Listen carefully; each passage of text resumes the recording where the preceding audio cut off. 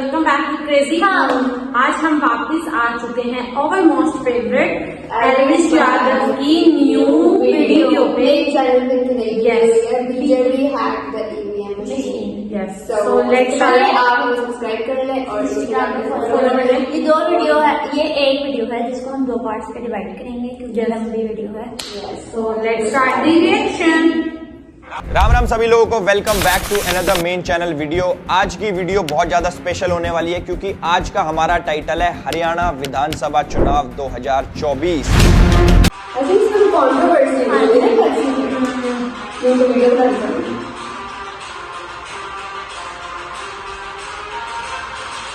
अभी रिएक्शन में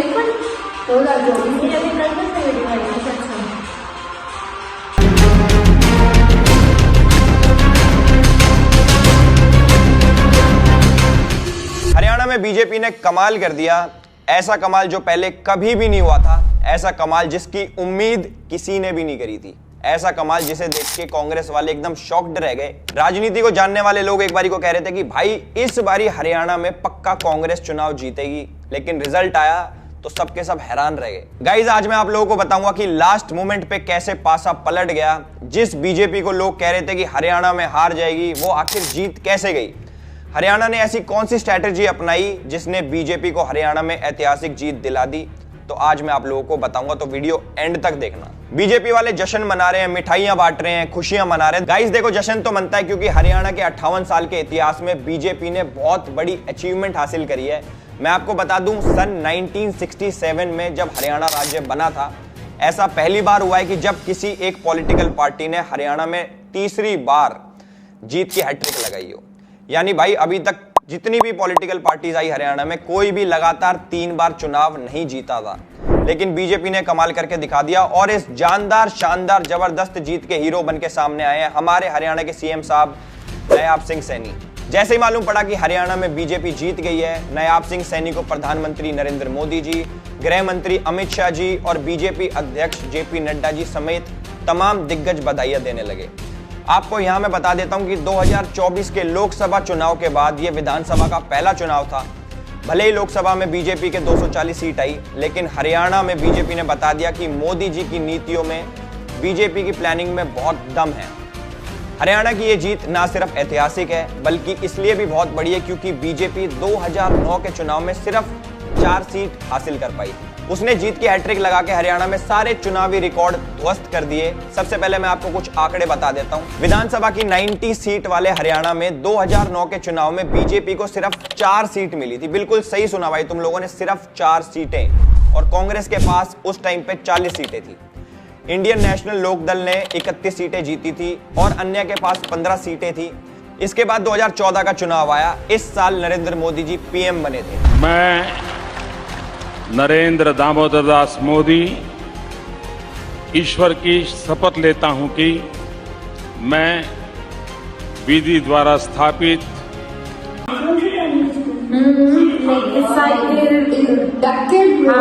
लाइक हमारे यहाँ 2013 में नवाज शरीफ आए थे नेक्स्ट वहां पर 47 का 4, जबकि अन्य के खाते में 9 सीटें। इसके बाद 2019 के चुनाव में बीजेपी ने एक बार फिर से सरकार बनाई। 2019 में बीजेपी ने 40 सीटें जीती, कांग्रेस के खाते में 31 सीटें आई। आईएनएलडी ने सिर्फ 1 सीट जीती और जेजेपी ने 10 सीटों पे कब्जा किया। जबकि इस बारी यानी कि 2024 में बीजेपी ने जोरदार प्रदर्शन करते हुए 48 सीटें जीती। कांग्रेस ने पिछली बार से थोड़ी सी बढ़ के 37 सीटें जीती। आईएनएलडी के खाते में 2 और बाकी जो इंडिपेंडेंट खड़े हुए थे उनकी 3 सीटें आई। यानी कह सकते हैं कि बीजेपी की ये जीत पहले की जीतों से बड़ी है, इसलिए हरियाणा में नायाब सिंह सैनी का डंका बज रहा है और बीजेपी के कार्यकर्ता जश्न में डूबे हुए हैं। देखो भाई, एक बात मैं बता देता हूं कि हरियाणा चुनाव में नायाब सिंह सैनी के चेहरे पे जनता ने मुहर लगा दी है, लेकिन जीत के असली हीरो तो हमारे प्रधानमंत्री नरेंद्र मोदी जी हैं। दरअसल लोकसभा चुनाव के बाद हरियाणा विधानसभा के चुनावी नतीजे सीधे सीधे नरेंद्र मोदी जी और राहुल गांधी की साख से जुड़े हुए हैं, क्योंकि राहुल का पूरा चुनावी अभियान मोदी मैजिक की एक्सपायरी डेट पे आधारित था। मतलब साफ है, आम चुनाव के बाद टॉप गियर में दौड़ रही राहुल की सियासी गाड़ी के आगे हरियाणा चुनाव के नतीजे किसी स्पीड ब्रेकर से कम नहीं है। चुनावी प्रचार के दौरान राहुल ने बार बार यही दावा करा था कि हरियाणा में कांग्रेस का वनवास खत्म होने वाला है और बीजेपी का सफाया तय है। लेकिन चुनावी नतीजों ने राहुल की सीट के कैलकुलेशन की पूरी गणित को फेल कर दिया। राहुल को भरोसा था कि जवान, किसान, पहलवान और संविधान के मुद्दे पे जैसे परिणाम लोकसभा चुनाव में मिले, हरियाणा में उससे भी अच्छे मिलेंगे। मतलब एक बारी को देखो, मैं पर्सनली बोलता हूं मैं आपको, मैं भी ये सोच रहा था कि इस बारी कांग्रेस आएगी क्योंकि लहर उसी साइड की थी, हवा उसी साइड की थी। लेकिन हरियाणा के परिणाम बताते कि चुनाव में मोदी की गारंटी चल गई, कांग्रेस की गारंटी नहीं चली। विकास के दावे चल गए, अदानी अंबानी का मुद्दा नहीं चला। सबका साथ सबका विकास का मंत्र चल गया, मोहब्बत की दुकान का शिफुआ नहीं चला। दामाद दलाल खर्ची पर्ची चल गई, कांग्रेस की संविधान, सियासत, जाति गिनती नहीं चली। यहां तक कि बीजेपी का महिला, किसान, नौजवान भी चल गया। कांग्रेस की एमएसपी, अग्निवीर और बेरोजगारी जैसे मुद्दे नहीं चले। इसलिए राहुल गांधी की उम्मीदें ताश के पत्तों की तरह बिखर गई। हरियाणा वालों ने राहुल के मुद्दों को खारिज कर दिया और यह बता दिया कि हरियाणा वालों की पहली पसंद बीजेपी है। देखो जी, हरियाणा को 7 कल्चरल और पॉलिटिकल जोन में बांटा जाता है। 7 में से 4 इलाकों में बीजेपी ने 2019 के मुकाबले बहुत सीटों में इजाफा किया है। बागड़, साउथ और मेवात बेल्ट में कोई अंतर नहीं आया है। आपको इन 7 कल्चरल और पॉलिटिकल जोन के बारे में बता देता हूं, अब तुम ध्यान से सुनना। सबसे पहले इसके अंदर आता है जीटी रोड बेल्ट। दिल्ली से चंडीगढ़ को जाने वाली रोड, अगल बगल में 6 जिले जीटी रोड बेल्ट में आते हैं। इसमें आता है भाई साहब पंचकुला,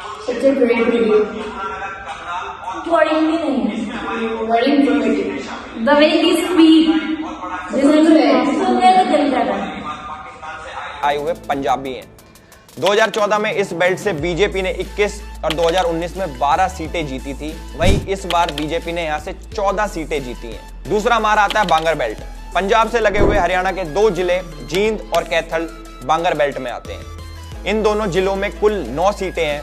2014 में बीजेपी ने इनमें से 2 सीटें जीती थी, 2019 में 3 सीटें और इस बारी इंक्रीज हो गया भाई बीजेपी का। यहाँ पे बीजेपी ने जीती इस बार 5 सीटें, यानी 2 सीटें बढ़ी। इस इलाके में भूमिगत जल का स्तर बहुत ऊंचा है, यानी कि पानी बहुत ऊपर है जमीन में, जिसके चक्कर में यहाँ पे खेती बहुत बढ़िया होती है।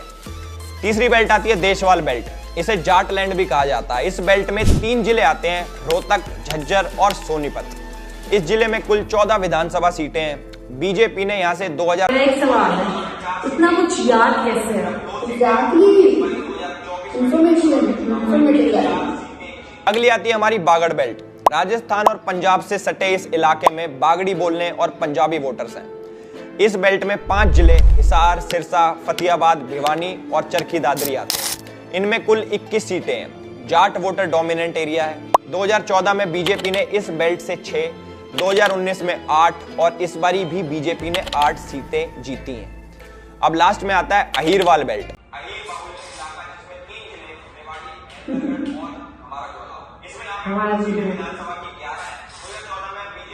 यहाँ पे 11 सीटें जीती थी, 2019 में 8 सीटें जीती और इस बारी बीजेपी ने 10 सीटें जीती। इसके बाद आता है हमारा साउथ हरियाणा। उत्तर प्रदेश से लगे पलवल और फरीदाबाद जिले इसके अंदर आते हैं। यहाँ पे 9 सीटें सिर्फ गुर्जर वोट डिसाइड करते हैं कि कौन सी पार्टी आएगी, कौन सी नहीं आएगी। यहाँ पे बीजेपी ने 2014 में सिर्फ 3 सीटें, 2019 में 7 सीटें और पिछला नतीजा दोहराते हुए इस बार भी बीजेपी ने यहाँ से 7 सीटें जीती हैं। उसके बाद आता है हमारा मेवात। हरियाणा के मेव, यानी कि ये मुस्लिम डोमिनेटेड एरिया बहुत ज्यादा है। इसके अंदर आता है नूह, मेवात, मतलब ये सारे इकट्ठे ही आते हैं, जिसमें टोटल 3 सीटें हैं। 2014 और 2019 में बीजेपी को यहाँ से कोई सीट नहीं मिली। इस बार भी बीजेपी को यहाँ से सेम भाई कोई सीट नहीं मिली। हमारे मुस्लिम भाई जितने भी हैं वोटर, उन्होंने बीजेपी को 1% भी नहीं जिताया। यहाँ पे 70% आबादी मुस्लिम लोगों की है। लेकिन मजेदार बात यह है कि इस बार जाटों के गढ़ में बीजेपी ने बहुत शानदार प्रदर्शन करा है। हरियाणा में बीजेपी ने लगातार तीसरी बार जाट वर्सेस नॉन जाट के फॉर्मूले पे चुनाव लड़ी। हालांकि चुनावी मैनेजमेंट के बदौलत बीजेपी ने जाटों के गढ़ में भी घुसपैठ की है। बीजेपी ने 22 नई सीटें जीती। इनमें 7 सीटें जाट, बहुल, बागड़ और देशवाल बेल्ट में आती हैं। इसके अलावा पंजाबी और जीटी रोड बेल्ट में एक्सपर्ट्स बीजेपी की कमजोरी मान रहे थे, लेकिन बीजेपी ने यहां से भी 7 नई सीटें जीत के इतिहास रच दिया। देखो भाई, भले ही चुनाव छोटे राज्य का है, लेकिन चुनाव से निकला सियासी संदेश बहुत बड़ा है। हरियाणा में कांग्रेस की वापसी के लिए राहुल गांधी ने खूब पसीना बहा दिया भाई साहब, एक दो नहीं पूरी 15 रैलियां करी।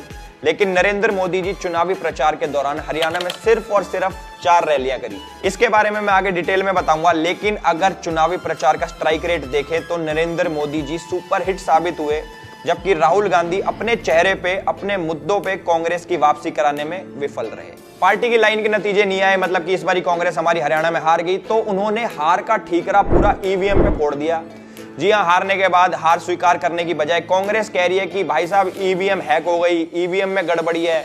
वो अपनी कमियों पे चर्चा करने की बजाय ईवीएम पे चर्चा करते हैं। मुझे एक चीज समझ में नहीं आती, हमारे पूरे देश में इतने सारे राज्य हैं जहां पे कांग्रेस हार जाती है, वहां पे वो सीधा लेके आ जाते हैं भाई साहब ईवीएम हैक है, बीजेपी ने ये गड़बड़ करी है, वो गड़बड़ करी है।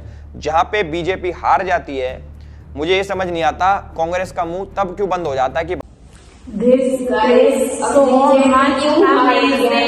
वो हम नेक्स्ट पार्ट में देखेंगे। Yes, always interesting video. Thank you so much for watching us. Keep Next part supporting. Stay tuned for next part. Bye.